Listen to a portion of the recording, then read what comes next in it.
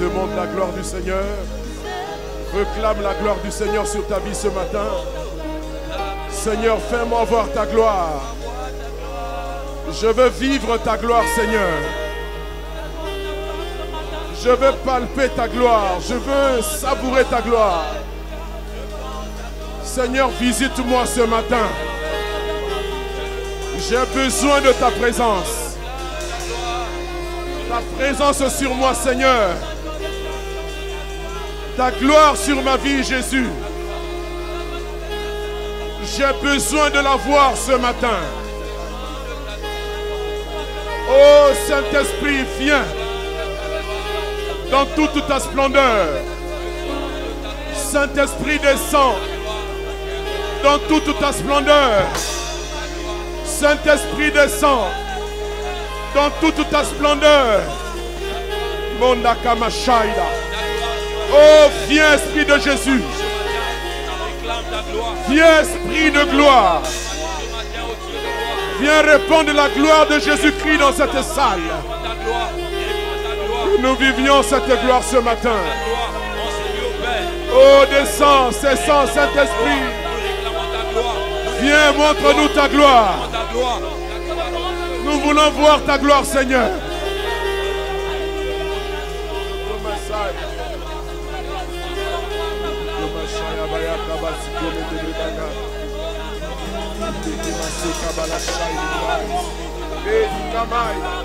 Gloria basikimai da kama. Mondo koma sikayake. Gloria blaso kabaya. Ribo sokomanadika. Je veux voir ta gloire, Seigneur.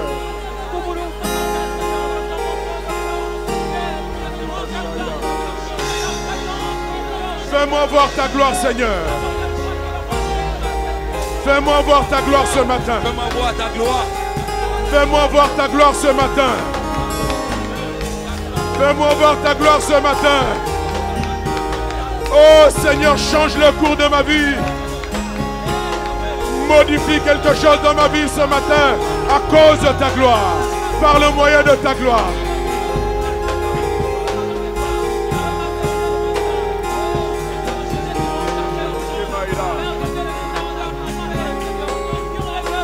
Je veux voir ta gloire, je veux voir ta gloire, je veux voir ta gloire. Je veux voir ta gloire, je veux voir ta gloire, je veux voir ta gloire. Oh, dis avec nous. Je veux voir ta gloire, je veux voir ta gloire, je veux voir ta gloire. Je veux voir ta gloire, je veux voir ta gloire. Je veux voir ta gloire. Dis-le avec nous encore. Je veux voir ta gloire. Je veux voir ta gloire. Je veux voir ta gloire. Je veux voir ta gloire. Je veux voir ta gloire. Je veux voir ta gloire. Dis, je veux vivre ta gloire. Je veux vivre ta gloire. Je veux vivre ta gloire. Je veux vivre ta gloire. Je veux vivre ta gloire, je veux vivre ta gloire, je veux vivre ta gloire. Alors prie encore, demande au Seigneur, oh que tu veux voir sa gloire, que tu veux la vivre.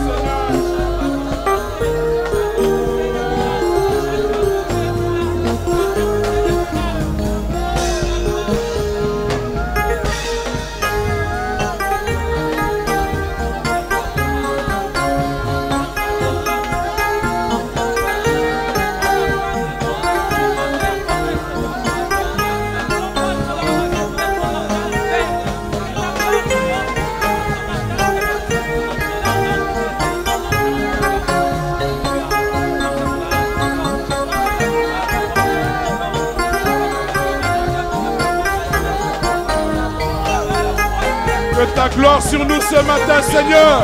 Ta gloire au Père ce matin. Je veux voir ta gloire ce matin.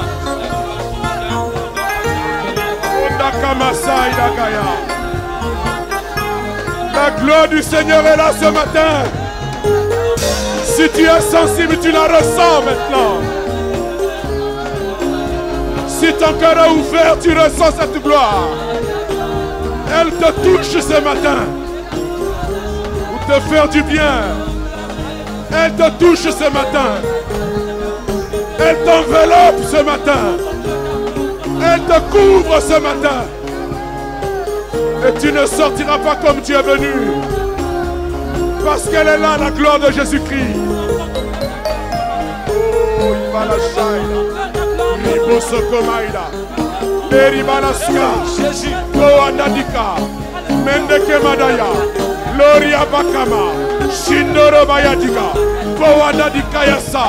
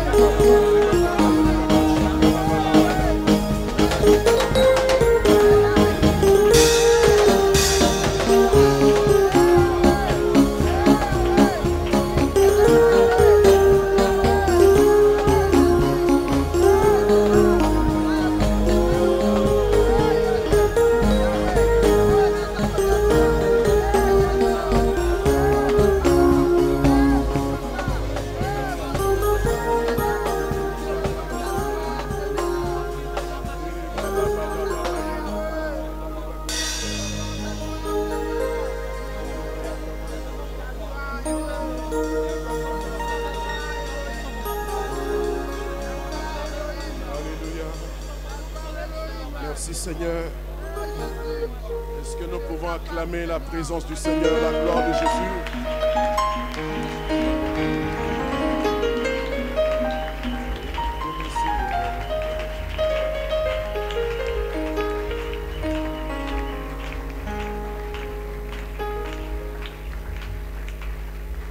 Gloire à toi Seigneur. Nous te bénissons, ô roi tout-puissant. Nous saluons ta présence qui est manifeste au milieu de nous et nous te disons merci de nous avoir conduits dans cet endroit où nous nous réunissons d'habitude, Seigneur, pour écouter ta parole, pour prier, pour recevoir de toi diverses bénédictions, Seigneur. Et tu le fais si bien. Et nous sommes heureux d'être ton peuple, de t'appartenir. Et nous sommes heureux d'être là ce matin à nouveau pour espérer en toi, pour nous attendre à toi. Tu es notre raison de vivre. Et nous voulons porter nos regards vers toi, lever nos mains vers toi, le Dieu qui nous sauve, le Dieu qui nous guérit, qui nous fait du bien. Merci pour ta gloire, merci pour ta présence. Au nom de Jésus-Christ, Amen. Amen. Soyez bénis. Soyez bénis dans le beau et précieux nom de notre Seigneur Jésus, qui nous fait tellement du bien. Et nous sommes heureux d'être là dans sa présence et en compagnie de notre frère, de notre soeur qui est à nos côtés, que je te prie, s'il te plaît, de saluer. Salue-le. Et nous voulons également saluer tous ceux de nos bien-aimés qui sont à 1000 lieues d'ici et qui sont en train de nous suivre sur les réseaux sociaux.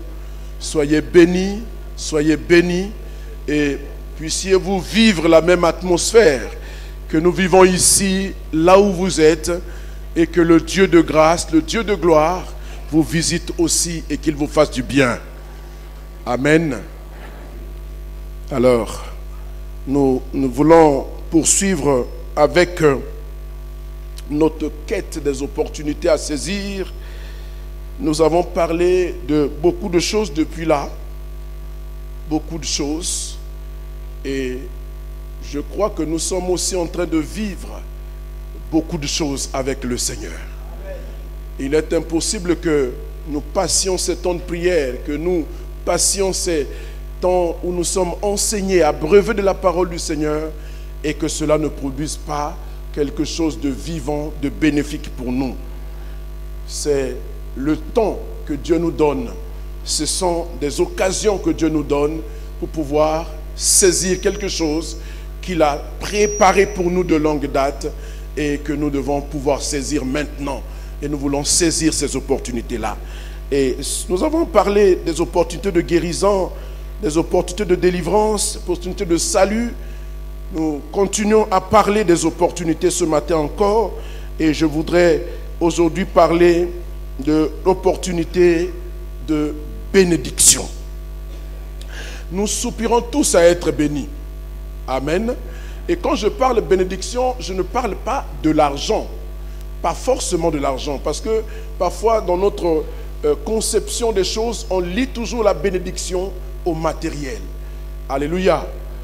Hein? La bénédiction est d'abord d'essence spirituelle et elle se décline en des choses matérielles possibles, si Dieu le veut, par sa grâce. Mais la bénédiction du Seigneur est d'abord d'essence spirituelle.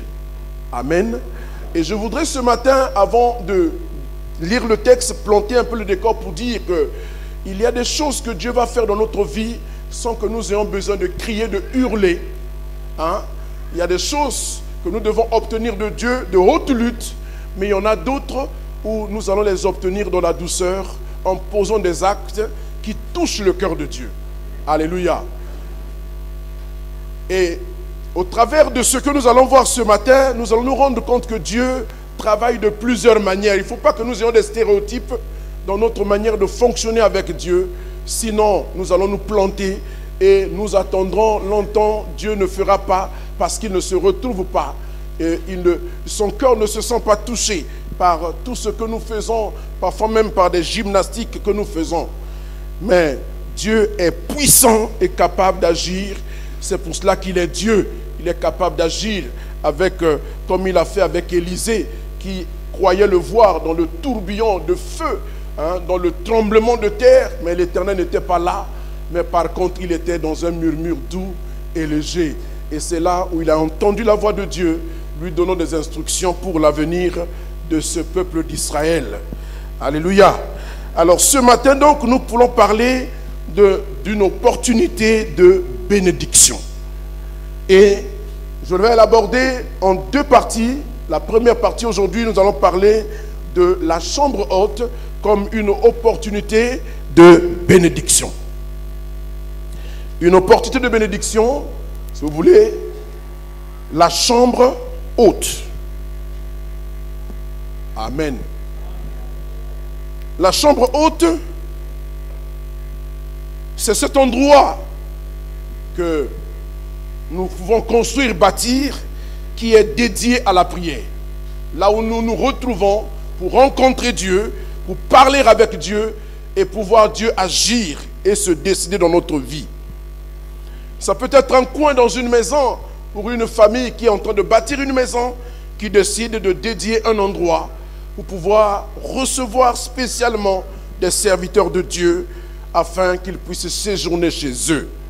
Et c'est ce que a fait une dame, et c'est d'elle que nous allons parler ce matin. Il s'agit de la Sunamite. Le texte qui va nous orienter dans cette exhortation se trouve dans le deuxième livre des Rois, au chapitre 4, verset 8 jusqu'au verset 17. C'est une très belle histoire que nous voulons lire ce matin. 2 Rois, chapitre 4, verset 8 à 17.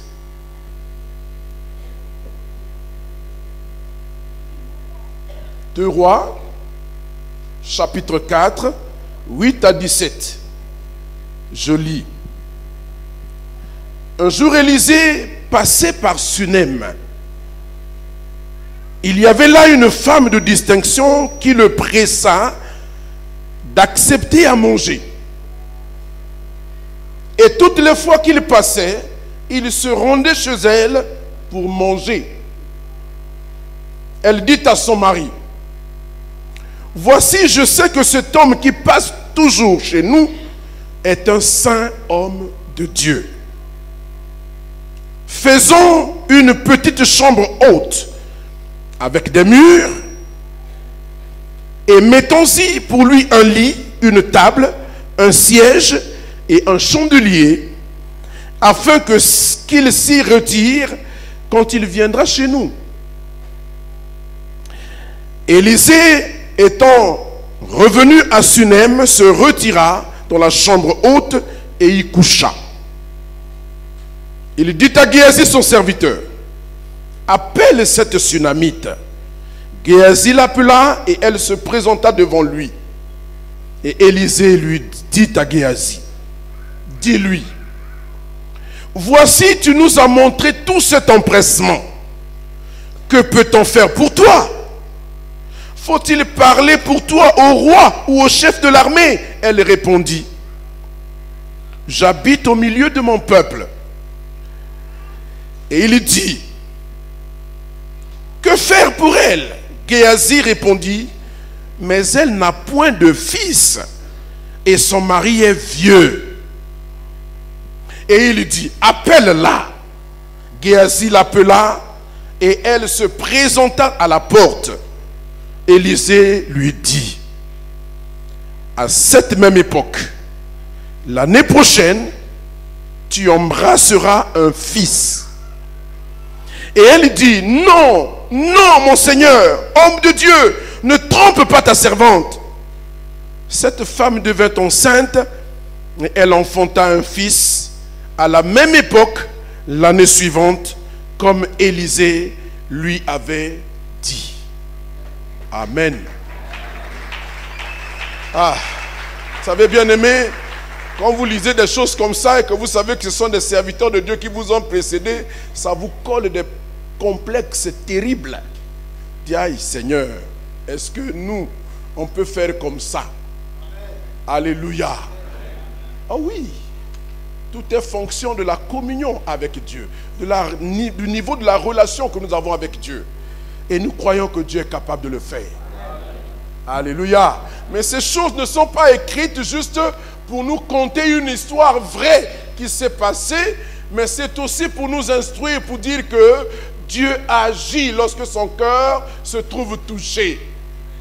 Et je crois plus d'une fois ici, m'adressant à l'église, j'ai dit qu'il faut que nous sachions nous investir dans les choses qui touchent le cœur de Dieu, essentiellement la mission, le salut des âmes, l'implantation des églises nouvelles. Alléluia. Et si nous perdons de vue ces perspectives-là, il est évident que nous allons passer totalement à côté du cœur de Dieu. Nous ne le toucherons pas.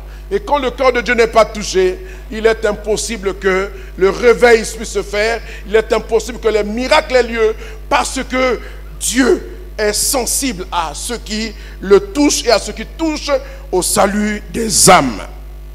Donc l'histoire que nous venons de lire, qui concerne Élisée, un prophète tonitruant qui a succédé à Élie, son maître, et qui a fait des miracles, des signes. Comme j'aime à le dire ici, son premier miracle était le dernier que son père avait fait.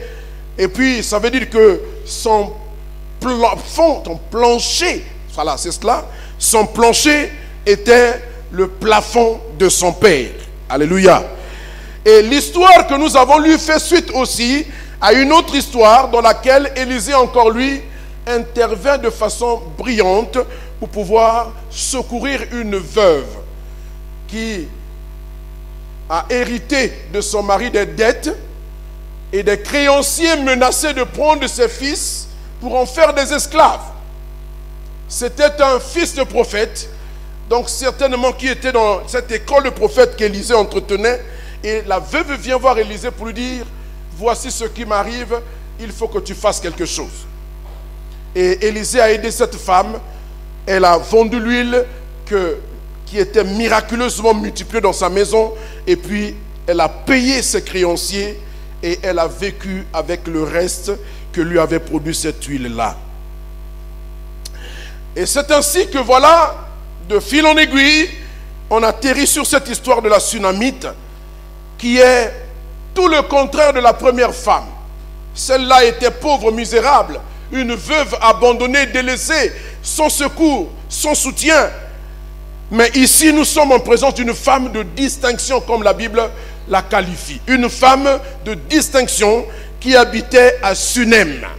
Et Élisée passait par là tout le temps dans ses déplacements prophétiques qui le menaient de Jezréel à Samarie et dans d'autres villes de la Samarie, donc du royaume du Nord. Et puis, pendant qu'elle passait là, cette femme va le remarquer et va lui adresser une première invitation à venir prendre la nourriture chez elle. Élisée est venu, il a mangé, et puis la femme lui a dit, chaque fois que tu passes ici, tu es la bienvenue chez nous. Alléluia. Et puis, il a commencé à passer là, à manger et passer son chemin. Mais la femme, qui était une femme aisée, qui était mariée, voyez, elle va réussir à s'adresser à son mari parce qu'elle pouvait offrir. Elle était capable d'offrir. Elle n'attendait pas seulement de recevoir, mais elle avait cette capacité aussi de donner. Elle donnait beaucoup. Et elle donnait sans intérêt, de façon désintéressée. Elle donnait avec son cœur. Alléluia. Et elle désirait tellement être partenaire avec Dieu qu'elle finit par presser son mari, qui de toute évidence était moins avisé qu'elle, était peut-être moins spirituel qu'elle, il était moins sensible qu'elle, et il a quand même obtenu de lui que l'on puisse bâtir pour le serviteur de Dieu qui était Élisée, après avoir fait remarquer à son mari, s'il vous plaît, que cet homme qui passe chez nous pour manger est un saint homme de Dieu. Alléluia. Voyez, ce témoignage est devenu aujourd'hui quelque chose de rare, de déclarer de quelqu'un que c'est un saint homme de Dieu. Il passait dans cette maison, il mangeait, il s'arrêtait à manger et continuait son chemin. Tout prophète qu'il était, il n'a pas commencé à prophétiser à tue-tête pour cette femme. Et cette femme a remarqué son attitude. Elle a vu sa manière de faire et d'être. Elle a vu sa façon de parler.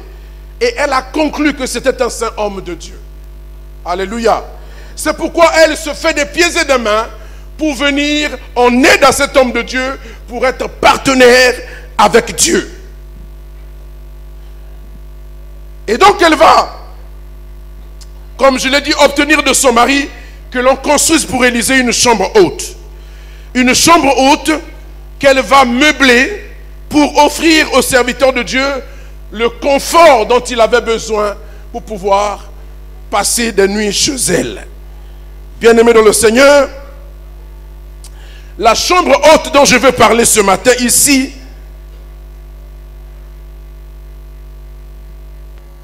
pour qu'elle soit une opportunité de bénédiction, représente certainement des valeurs. Mais quelles sont ces valeurs? Alléluia. La chambre haute est une opportunité. Une opportunité sûre pour être béni. Mais qu'est-ce que, au-delà de ce que cette chambre haute représente pour cette Sunamite, qu'est-ce qu'elle représente pour nous aujourd'hui? Devons-nous tous bâtir des chambres hautes dans nos maisons? Combien de serviteurs de Dieu dignes de ce nom, saints hommes de Dieu, comme nous l'avons lu ici, nous allons nous trouver entre les mains pour pouvoir les loger chez nous. Ils sont devenus tellement rares. Mais la chambre haute, au-delà de ce qui est dit ici, c'est l'empressement, c'est le zèle, c'est l'amour, c'est l'intérêt que l'on porte à Dieu et aux intérêts terrestres de Dieu. Pour les voir avancer, pour les voir progresser, afin que les desseins de Dieu s'accomplissent sur la terre. Et il me semble que c'est la raison d'être de notre vie en tant que chrétiens. Alléluia. Si nous ne pouvons plus agir de ce point de vue-là, nous sommes des flatteurs, nous sommes des négociateurs, nous sommes des négociants ou des clients. Et Dieu n'en a que faire de clients. C'est pourquoi je veux dire encore ce matin que la chambre haute est une opportunité sûre pour notre bénédiction. Alléluia. Veux-tu être béni? Considère les choses dont Dieu a besoin. Veux-tu être béni? Touche le cœur de Dieu. Veux-tu être béni? Regarde les intérêts de Dieu. Veux-tu être béni? Prends à cœur l'œuvre du Seigneur. Veux-tu être béni? Fais comme la Sunamite. Alléluia. Le texte que nous avons lu nous donne 4 valeurs que nous allons examiner ce matin. 4 valeurs de la chambre haute. Cette chambre haute, cet endroit que cette Sunamite, avec des soins tout particuliers, a aménagé pour le repos du serviteur de Dieu. La première valeur, c'est que cette chambre haute est source de repos. Source de repos pour le serviteur de Dieu. Regardez, le premier élément qui nous est notifié ici, qu'elle a placé dans cette chambre, on dit qu'il y a placé un lit. Il dit, faisons une chambre haute avec des murs et mettons-y un lit. Alléluia. Nous tous, nous savons que le lit symbolise le repos. Après une dure journée de travail. Voyez, la vie d'Élisée n'était pas une vie de tout repos. Tout comme la vie des serviteurs de Dieu, honnêtes et sincères, n'est pas une vie de tout repos. Mais combien de gens se soucient de leur repos? Vous savez, bien aimé dans le Seigneur, dans mon expérience de pasteur, je suis en train de voir et de vivre ce que l'apôtre Paul appelle des paradoxes dans sa vie. Des choses compliquées. Voyez, les enfants de Dieu, très peu ont le sens de la responsabilité pour percevoir dans les serviteurs de Dieu un besoin de repos. Tout ce qui intéresse les chrétiens souvent, c'est quoi? Je suis malade, je veux voir le pasteur. J'ai des problèmes, je veux voir le pasteur. J'ai des soucis, je veux voir le pasteur. Mais personne ne se préoccupe de savoir, est-ce qu'il se repose? Alléluia. Mais l'onction aussi, c'est le résultat du repos. S'il n'y a pas le repos, comment on va travailler? Voyez, cette femme, elle a commencé d'abord par recevoir le serviteur de Dieu. S'il vous plaît, je prêche la parole de Dieu, ne faites pas une allusion à ma personne. Alléluia. Ah oui. Parce que souvent, quand on prêche comme ça, on dit, ah, il commence à parler comme ça pour qu'on le regarde. Je n'en ai que besoin. Je n'ai pas que faire. Alléluia. Alléluia. Mais je suis en train de donner des pistes. Parce que nous devons être équilibrés. On a prié, on a fait des délivrances, on a posé des mains, tout ça. Mais parfois, certaines choses vont venir lorsque le cœur va commencer à être sensible aux choses de Dieu. Alléluia. C'est pourquoi je ne vais pas m'empêcher de vous donner ces clés-là. Voyez, le repos de l'homme de Dieu, souvent les enfants de Dieu ne s'en occupent pas. Je comprends, c'est normal. Ils ont des problèmes, ils ont des soucis, ils ont des préoccupations, ils veulent des solutions. Et ils doivent les trouver avec Dieu. Quand ils ne les trouvent pas, on le taxe de tous les noms, c'est possible. Mais vous voyez cette femme ici, elle n'a pas un souci particulier. Bien sûr qu'elle en a un, mais elle ne l'exprime pas. Mais elle désire aider, elle veut soutenir, elle veut être partenaire avec Dieu. Et elle porte dans son cœur un poids, un fardeau pour l'œuvre du Seigneur. Et elle cherche, elle commence d'abord par identifier la bonne personne. Elle dit à son mari, cet homme est un saint homme de Dieu. Alléluia. Vous savez, notre problème parfois, c'est le problème de l'identification. Est-ce que nous avons affaire à un saint homme de Dieu? Est-ce que ces serviteurs qui servent Dieu au milieu de nous, ce sont des gens sérieux qui aiment Dieu, qui craignent Dieu? Ce sont des saints hommes de Dieu. Et quand elle a compris, quand elle a conclu que c'était cela, qu'est-ce qu'elle fait? Chambre haute. Alléluia. Il faut que le saint homme de Dieu, qui porte la gloire de Dieu, qui porte l'onction de Dieu. Vous savez, Élisée, vous savez, les prophètes de ce temps-là, ils incarnaient la nation tout entière. Alléluia. Élie, son père, était le char d'Israël, à lui tout seul, avec sa cavalerie. Élisée qui remplace Élie n'est pas moins le père d'Israël. Il porte Israël dans sa déchéance, dans sa perdition, dans son éloignement, son égarement de Dieu. Élisée incarnait Dieu dans ce royaume du Nord, qui n'avait plus de repères, où l'idolâtrie battait son plein, où les faux dieux avaient été érigés, où les rois qui avaient été là ont érigé des hauts lieux pour adorer des faux dieux en remplacement de l'Éternel. Élisée portait à lui tout seul ce fardeau pour restaurer la gloire de Dieu dans ce pays, pour restaurer l'adoration de Dieu. Et c'est à juste titre que cette femme va la remarquer. Il faut remarquer les saints hommes de Dieu. Et quand vous êtes sûr que cet homme de Dieu vaut la peine, c'est un saint homme de Dieu, alors n'hésitez pas à lui porter vos suffrages pour l'accompagner, pour le soutenir. Elle place un lit dans cette chambre haute. La chambre haute n'a de valeur qu'à cause des éléments qui y sont. Un lit, le lit symbole de repos, le repos réparateur. Et les serviteurs de Dieu ont besoin de repos. Elle avait compris, mais elle dit, ce repos-là, il se passera chez moi. Alléluia. Et on obtient donc d'offrir à l'homme de Dieu un lieu pour se reposer. Et quand il a fini de travailler, qu'il est passé par là et qu'il a fini de manger, il monte dans la chambre haute. Première chose, il s'allonge pour se reposer. Parce qu'il en a besoin. Le repos fait du bien. Le repos restaure le corps physique. Il restaure l'âme spirituelle. Il restaure l'onction de Dieu dans la vie du serviteur de Dieu. Bien-aimés dans le Seigneur, vous ne pouvez pas savoir combien nous sommes stressés dans la ville. Combien nous sommes torturés par toutes ces choses que nous voyons, que nous vivons. Vous pouvez faire l'effort de demeurer enfant de Dieu, de marcher dans les voies de Dieu. Mais vous êtes agressés de toutes parts. Non compter l'ampleur du travail à faire, les sollicitations multiples. On a besoin de repos pour libérer l'onction de Dieu. Sans repos, il n'est pas possible d'être efficace dans le travail. Alléluia. Vous savez, même la science a démontré qu'un homme adulte a besoin d'au moins 7 heures de sommeil pour pouvoir se refaire physiquement et être au point capable d'aller de l'avant. Donc le repos est nécessaire. Et vous savez bien, dans le Seigneur, nous, les Africains, nous ne savons pas le repos. On travaille tout le temps. Il n'y a pas de repos, il n'y a pas de congé. Je ne connais pas de pasteurs qui prennent des congés. Alléluia. Et l'église aussi ne fait rien pour aider les pasteurs dans ce sens-là. Voyez, cette femme avait perçu cela. Il dit, cet homme a besoin de repos. Il court trop. Il travaille trop. Il marche trop. Et tout le monde le sollicite. C'était un prophète. Et les gens aiment les prophètes. Ils aiment quand il arrive là. Dis-moi, qu'est-ce que Dieu dit de moi? Qu'est-ce que Dieu a pensé? Qu'est-ce que... Alléluia. Et il faut dire quelque chose.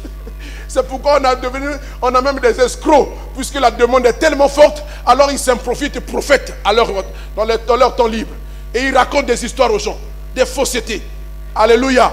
Et moi je dis prophète. Si tu es prophète, pour moi le premier indice, il faut que tu es capable de me dire que tu as péché. Ah oui. Alléluia.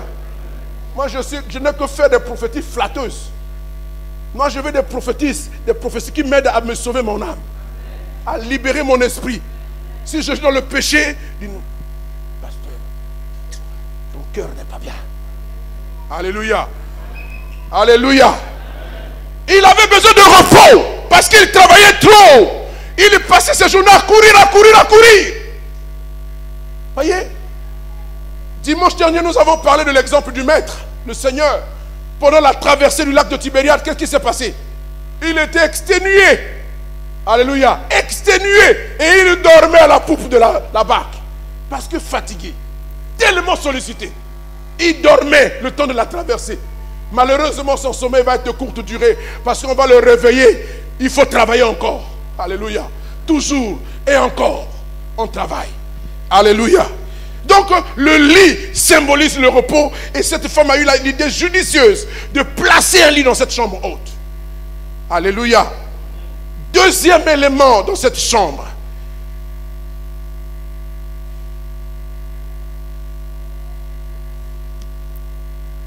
La chambre haute, elle stimule la communion avec Dieu. Ou elle encourage la communion. Elle provoque la communion. Elle entretient la communion avec Dieu. C'est pourquoi le deuxième élément qu'on est dans cette chambre, c'est une table. La table qui symbolise le lieu de la communion avec Dieu. C'est-à-dire là où l'homme de Dieu pouvait poser sa Bible pour pouvoir lire, étudier, méditer, écrire, prendre des notes. Il en avait besoin. Donc la table symbolise ce lieu de communion. Il se tient là. Après qu'il se soit reposé, il a retrouvé ses forces, ses pensées sont revenues en place, il peut s'asseoir et commencer à réfléchir, commencer à penser avec Dieu, commencer à lire, commencer à cerner la pensée de Dieu. Quelle est la prochaine étape? Qu'est-ce que je dois faire? Comment je dois agir? Et le Seigneur lui parle, et le Seigneur lui enseigne des choses, et le Seigneur l'oriente. Alléluia. Voyez, la tsunami t'a offert aux serviteurs de Dieu la possibilité d'une excellente communion avec Dieu dans la prière, dans la méditation de sa parole et dans le travail intellectuel qui est indispensable pour la préparation des serments. Alléluia. Quand vous écoutez une belle prédication, c'est que la personne là a pris du temps, elle a travaillé, elle a réfléchi. Alléluia. Hein? Elle a conçu un enseignement, elle a trouvé avec Dieu dans la réponse avec Dieu, et il formalise, il formate cet enseignement de manière à le rendre accessible au peuple de Dieu. Voyez, il avait besoin de cela, cette nourriture spirituelle destinée au peuple de Dieu. Il faut la préparer, il faut l'organiser, et accourir tout le temps sans avoir le temps de se reposer et de se tenir devant le Seigneur pour méditer, pour écouter Dieu nous parler, pour prier, parler avec Dieu. Il est impossible d'atteindre un ministère efficace. Alléluia. Et cette femme a perçu cela. Elle lui a mis une table. Alléluia. Une table pour travailler, une table pour méditer, une table pour penser, une table pour projeter, pour faire un emploi du temps de travail qui lui permet d'être plus efficace. Ça se passe dans la maison de cette femme. Alléluia. La troisième chose dans cette chambre haute, c'est qu'elle augmente l'autorité spirituelle. En témoigne le troisième élément que nous avons vu dans ce texte qui est mentionné. À côté de la table, il place un siège. Le siège, ou plutôt une chaise, ou un fauteuil si vous voulez, confortable pour s'asseoir. Alléluia. Et c'est le symbole de l'autorité. La chaise, la stature assise est une stature d'autorité. Ça montre qu'une personne a les pieds sur terre et qu'il est autoritaire. Il a l'autorité de Dieu. Il reçoit l'autorité de Dieu.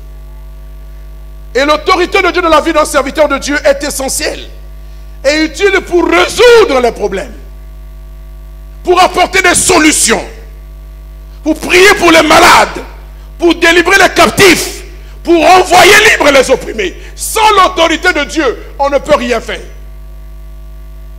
Alléluia.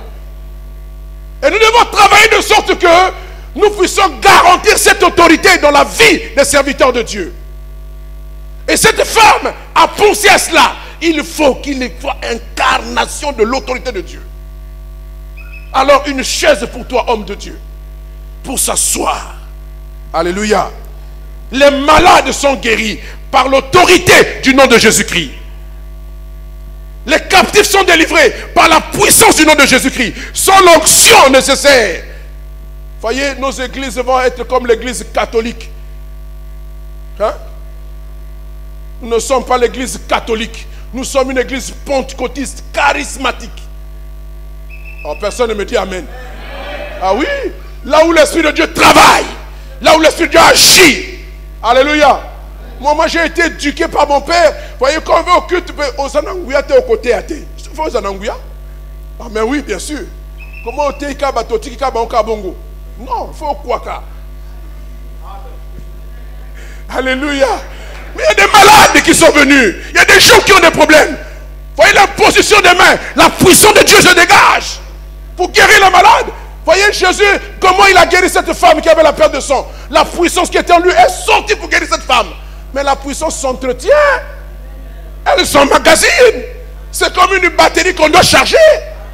Alléluia. Donc nous avons besoin de l'autorité. Et il faut nous aider. Ce que moi dit que, ah non, parce que non, tout le monde dit il faut que Matangomba. Alléluia. Alléluia. Moi, on avait une maman comme ça à l'époque qui Quand il te voyait prêcher, il dit, oh petit, là, c'est pas bon, il faut monter. Alléluia. Et ça nous stimulait, ça nous encourageait. Alléluia. On a besoin de gens comme ça. Mais pas seulement des encouragements, il faut poser des actes, il faut créer les conditions pour que l'autorité soit là. Et cette femme a mis une chaise. Il dit, papa, Fandakawa. Comme ça, l'autorité de Jésus-Christ est sur toi. Alléluia. Alléluia. Et la naissance même de l'enfant dans cette maison, c'est le résultat de cette autorité. Vous savez, bien aimé dans le Seigneur, chaque fois que vous faites quelque chose de bien à un serviteur de Dieu, vous avez marqué un point. Ah oui, il vous doit quelque chose. Et il ne peut pas rester tranquille. Il est dérangé dans son cœur. Il dit, mais qu'est-ce que je vais faire? Dieu n'accepte jamais d'être redevable de quelqu'un. Alléluia. Si tu as marqué un point, Dieu va marquer 2 points. Si tu marques, Dieu va marquer 4. Si tu marques 4, il va marquer 8. Pour te dire que je suis Dieu. Alléluia. C'est ça. Hein? Donc, nous avons besoin que les serviteurs de Dieu incarnent l'autorité de Jésus-Christ. C'est dans notre intérêt. Alléluia. Alléluia. Ça y est, dans un contexte où on ne sait plus qui est qui. Et quand vous êtes sûr d'avoir quelqu'un qui est un saint homme de Dieu, tenez-le bien. Ah, je ne le dis pas par rapport à moi, hein, je le dis par rapport à l'œuvre de Dieu. Il faut bien le tenir. Il faut veiller sur lui. Vous savez, beaucoup de serviteurs de Dieu se sont retrouvés à devenir des francs-maçons parce que l'église n'a pas veillé.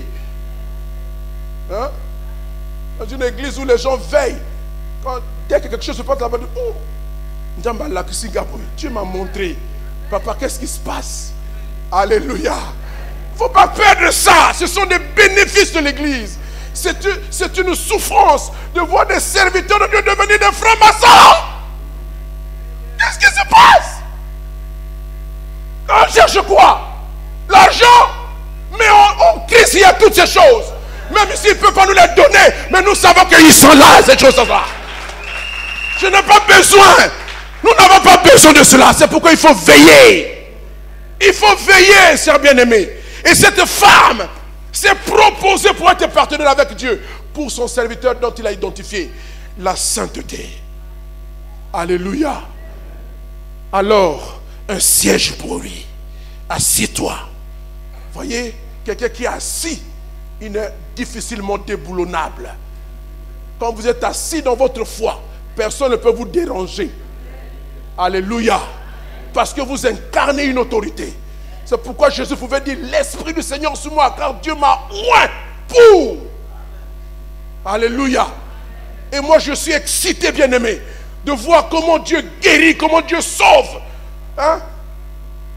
Quand les démons crient en train de sortir, je tressaillis de je dis, ouais, c'est ça. Ah ouais, il faut que l'autorité de Jésus soit manifestée. Dans nos cultes, l'autorité de Jésus doit se manifester. Nous prêchons la parole, après on doit démontrer la puissance de Dieu. Il faut que les malades soient guéris. Mais il faut l'autorité de Jésus-Christ. Ce n'est pas avec une autre autorité à nous. Hein? Vous chassez les démons et dites, je ne sors pas. Sors, je ne sors pas. C'est qu'il n'y a pas l'autorité. Alléluia. Alléluia. Ça, c'est le résultat de la chambre haute. Et puis, 4e ressource dans cette chambre, la chambre haute est source d'inspiration, source d'illumination. Elle y a placé un chandelier. Le chandelier, c'était la lampe de l'époque pour éclairer la pièce. Que vaut une pièce, même bien ornée, bien équipée, bien meublée, si elle est sombre? Elle ne sert à rien. Alléluia. Elle a éclairé cette chambre avec un chandelier. Voyez, ce symbole de l'inspiration. Oui, il doit lire la Bible. Oui, il doit étudier. Oui, il doit préparer les sermons. Mais que vaut un sermon, même le mieux préparé, même le mieux élaboré, s'il n'y a pas la touche de Dieu dessus? Alléluia.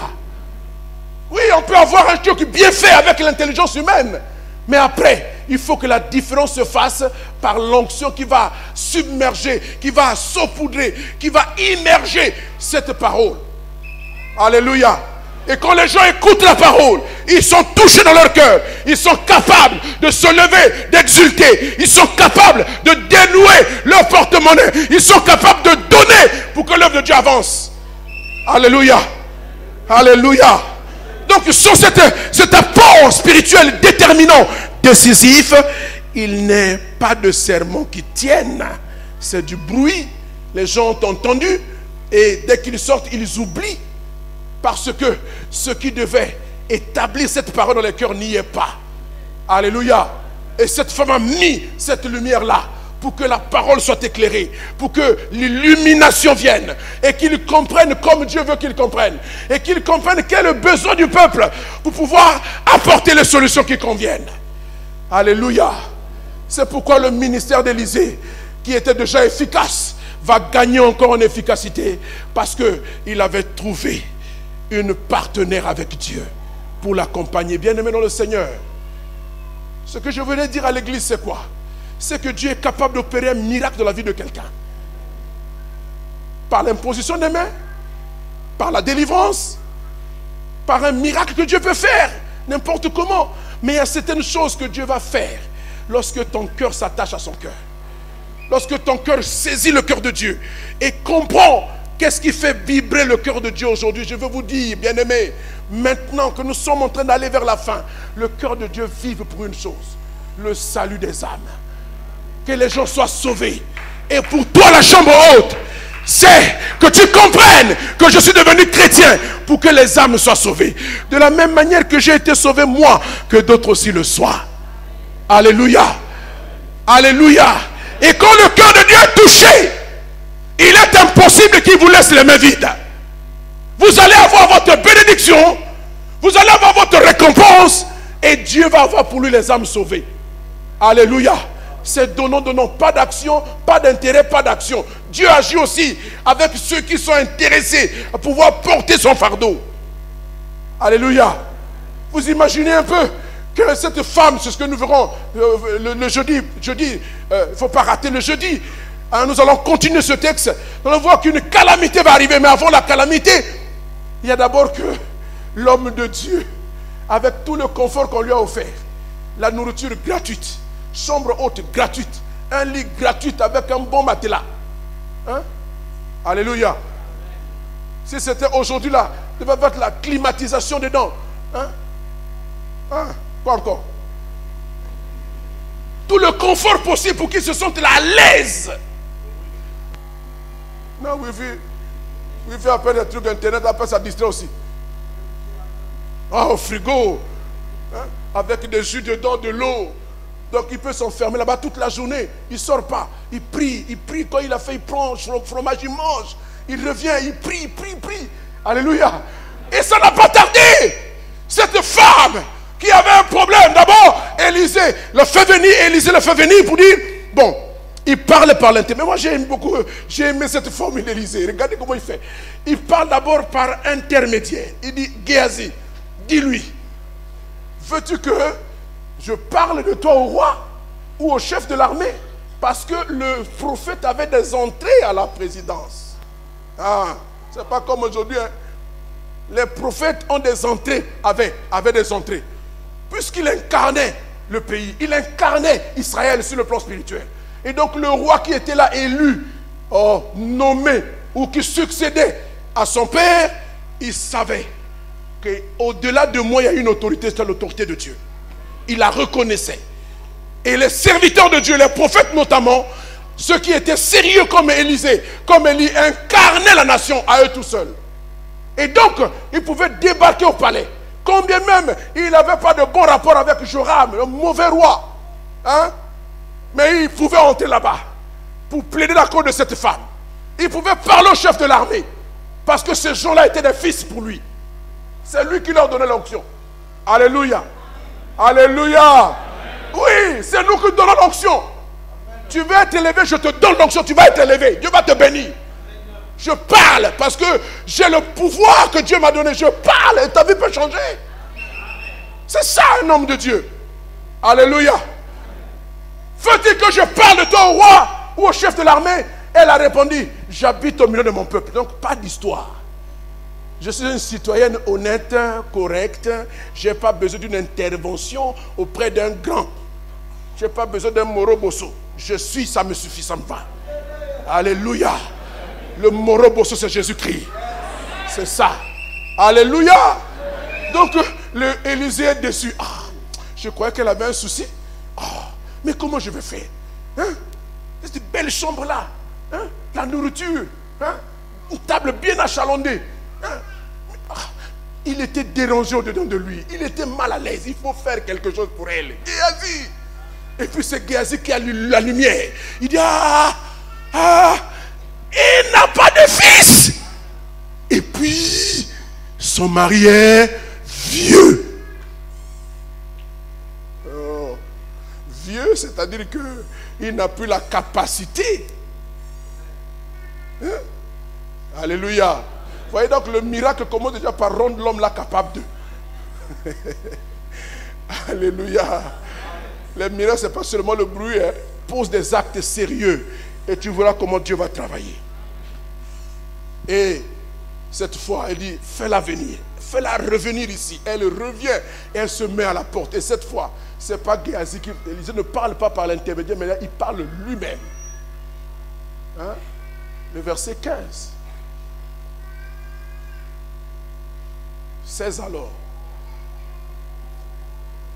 Élisée lui dit, voyez qu'au verset 14 là-bas, il parlait par l'intermédiaire de Géasi. Maintenant là, il y a certaines choses où je parle moi-même. Il n'y a pas besoin d'intermédiaire. Parce que l'intermédiaire là peut diminuer l'onction à cause de son manque de foi, à cause de sa cupidité, sa tricherie. Ouais, je parle moi-même. Alléluia. Et Élisée dit, une déclaration tout de go et la femme est stupéfaite.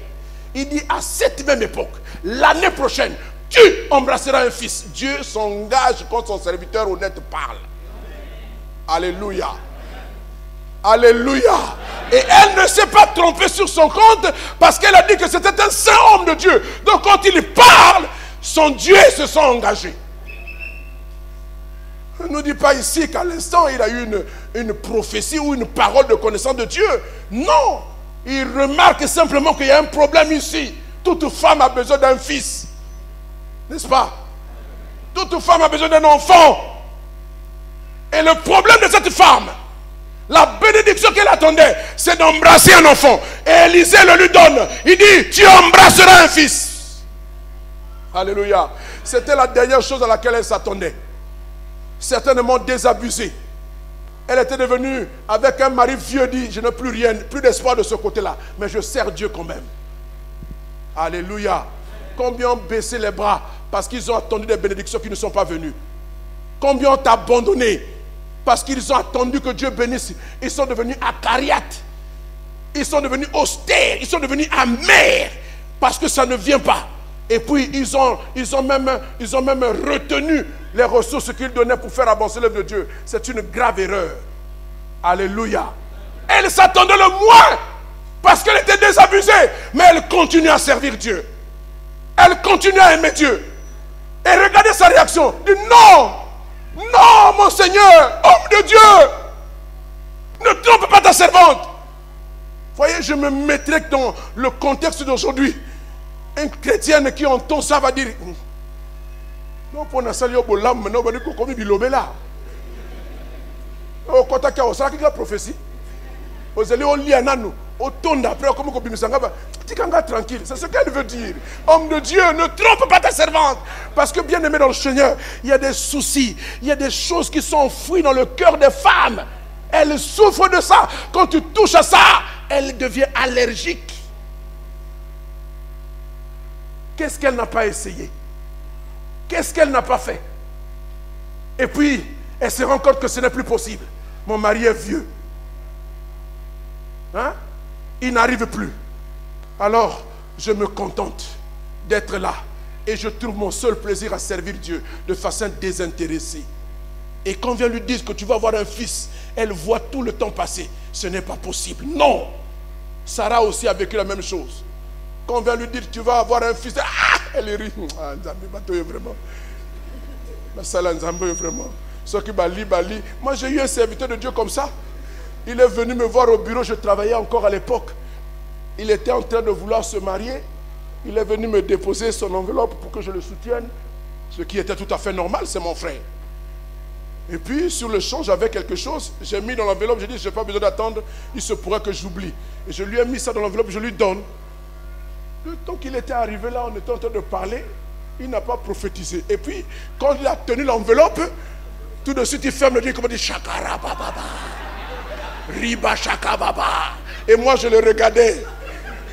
Je le connais, je le regarde, je le connais, on se connaît. Mais qu'est-ce qu'il va me dire là? Et puis il me dit, oh, tu as un projet de voyage? Je te vois dans un avion là. Depuis quand on a prophétisé, aux enveloppes, c'est ce que cette femme est en train de dire. Alléluia. Mais là, c'était vrai. Alléluia. Là, c'était authentique. Il dit, l'année prochaine, tu embrasseras un fils. Mais elle ne pouvait pas s'empêcher de dire sa désapprobation parce que pour elle, c'était quelque chose qu'elle avait déjà oublié. Elle est passée à autre chose. Et puis, l'année suivante, un enfant est né. Un enfant mâle. Un garçon. Alléluia. Mais qu'est-ce qui a produit tout ça? La chambre haute. Alléluia. La chambre haute. Mais je dis, qu'est-ce que c'est la chambre haute pour nous aujourd'hui? Ce n'est pas forcément une maison que tu vas faire. Peut-être que toi-même tu es locataire. Tu n'as que 2 chambres. Une pour toi, une pour les enfants. Tu vas me mettre où? Alléluia. Tu vas me mettre où? Tu vas mettre l'homme de Dieu où? Ça veut dire que c'est au-delà de la chambre. C'est au-delà d'un endroit. C'est au-delà d'un lieu. C'est un état d'esprit. C'est une façon de s'engager. C'est une prise de conscience. C'est de se connecter avec le cœur de Dieu. Connaître les pensées de Dieu. La volonté de Dieu, bien-aimé. Dieu ne résiste pas devant quelqu'un qui fait sa volonté. Alléluia. Fais de l'Éternel tes délices. Il te donnera ce que ton cœur ne veut pas. Ah, ce que ton cœur fais de l'Éternel tes délices. Tu le vois où, l'Éternel, pour que tu fasses de lui tes délices? Oui, tu peux l'adorer. Oui, tu peux le servir. Tu peux le chanter. Tu peux le louer. Tu peux le servir à l'église. Alléluia. Mais quand ton cœur s'attache à son cœur pour comprendre ses desseins, ses besoins vitaux. Dieu a des besoins. Il sait que la fin arrive. Il y a des enfants, des brebis qui sont encore hors de la bergerie. Il faut que ces brebis-là entrent. Si tu favorises, si tu aides à faire entrer, tu touches le cœur de Dieu. Que peut-il te refuser? Dis-lui ce que tu voudras, il te donnera. Alléluia. Mais cette femme le fait de façon désintéressée. Elle n'attend rien en retour. Et pourtant Dieu va la surprendre. Dieu nous surprend. Et il nous surprend agréablement. Et ce matin, Dieu veut surprendre quelqu'un. Dieu veut surprendre une femme. Dieu veut surprendre un homme. Si ton cœur est attaché à ce que lui veut, alors il va te surprendre. Alléluia. Je n'aurai pas besoin d'imposer la main à quelqu'un aujourd'hui, mais je veux te demander de faire quelque chose. Alléluia. Alléluia. Amen. Nous avons Mukondo là. Mukondo, c'est mon défi. Mukondo doit vivre. Mukondo doit fonctionner. J'ai appelé le pasteur Abraham à Paris. Je lui ai dit comment je peux faire pour avoir une sono pour Mukondo. Alléluia. Alléluia. Pouvons-nous avoir une sono pour Mukondo? Est-ce que vous voulez qu'on ait la sono pour cette église-là?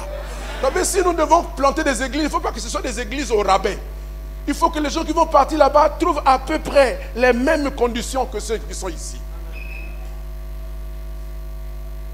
La sono, c'est le moyen de parler, pouvoir se faire entendre, que la parole soit écoutée. Moi, j'ai confiance au pasteur qui va partir là-bas. Alléluia. Il sait parler. Amen.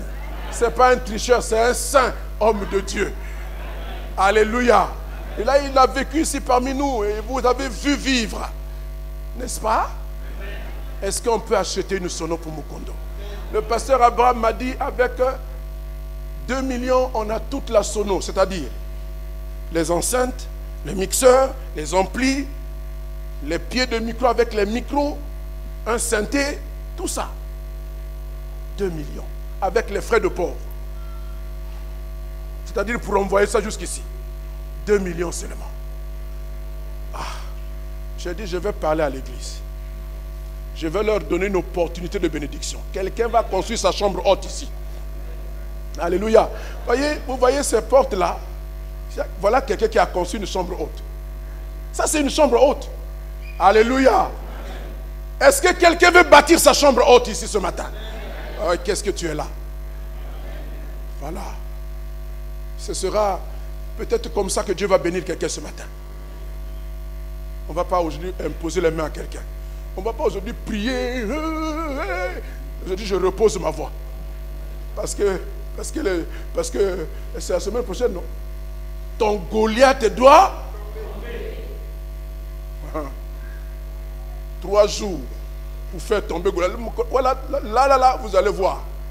Ça va chauffer ici. Mais là, on a besoin que quelqu'un bâtisse une chambre haute. C'est plutôt doux. Un murmure doux et léger.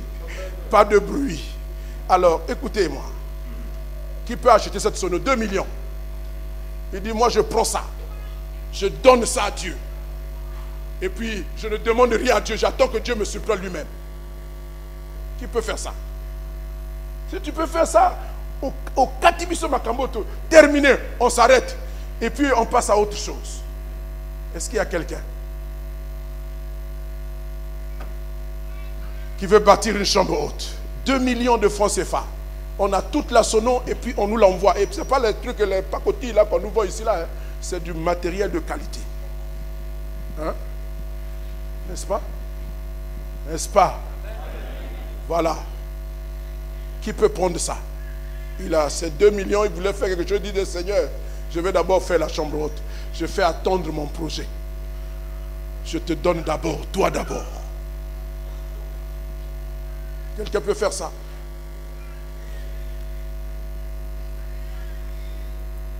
Bon.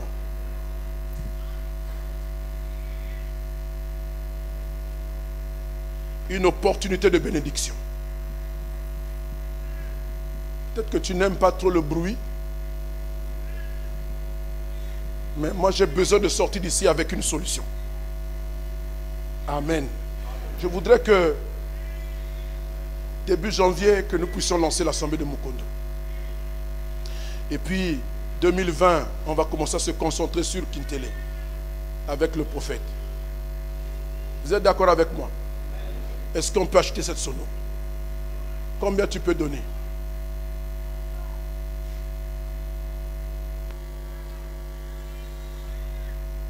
Moi, j'ai fait ma part, j'ai parlé de la part de Dieu. Maintenant, à toi de réagir. Combien tu peux donner?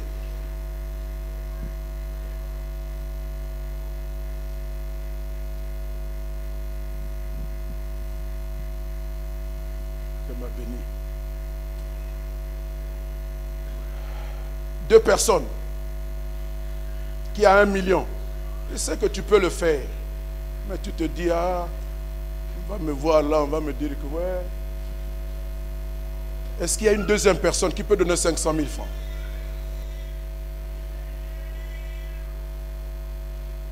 Ah, ce sont les tsunamites. Vous voyez ça? Viens ma fille.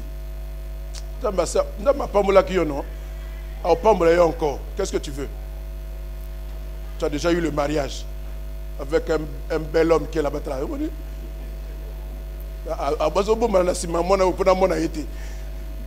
Montre-toi, fiston. Montre-toi, voilà. C'est ça. C'est ta femme, hein? Merci Seigneur. J'attends les 2 autres personnes, les 2 autres femmes. Oh, la monnaie de mi baza.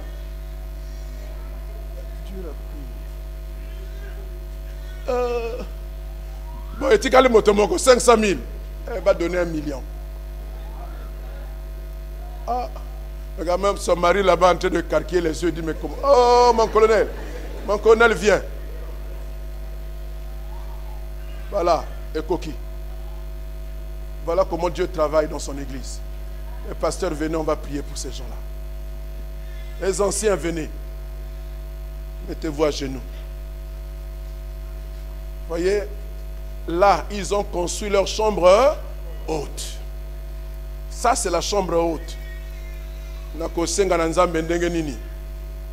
Qu'est-ce que je vais demander à Dieu, mon colonel? Mettez-vous à genoux. Qu'est-ce que je vais demander à Dieu pour ces gens-là? Je n'ai pas besoin de demander. Dieu voit leur cœur. Est-ce que vous pouvez vous lever? On va prier pour eux. Ça veut dire que toi aussi tu pourras faire comme ça. Une autre fois. Parce qu'il s'agit de l'œuvre du Seigneur. Il s'agit du salut des âmes. Nous allons élever nos voix. On va prier pour ces personnes. Elles ont consenti un sacrifice dans leurs finances. Elles ont décidé de se priver de quelque chose pour donner à Dieu. Pour que l'œuvre de Dieu avance. Nous allons seulement dire, Seigneur, regarde-les. Seigneur, accorde-leur ce que leur cœur désire. Seigneur, surprends-les. Seigneur, fais-leur du bien. Élevons la voix tous ensemble. Pasteur, prions, posons les mains sur eux.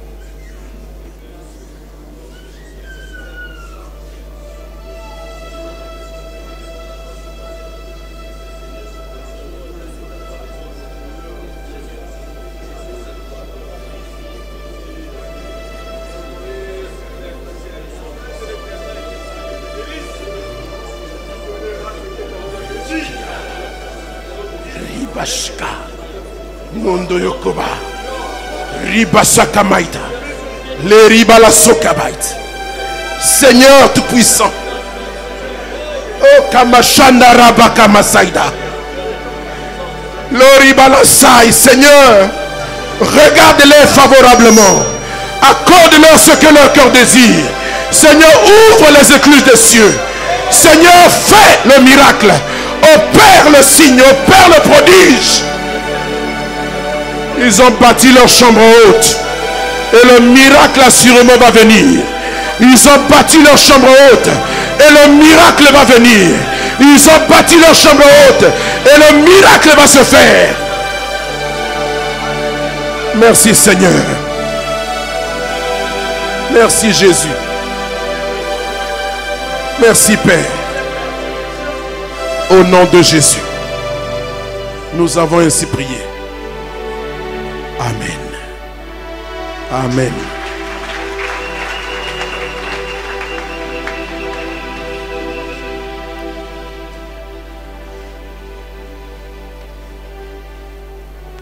On va se lever, on va prier.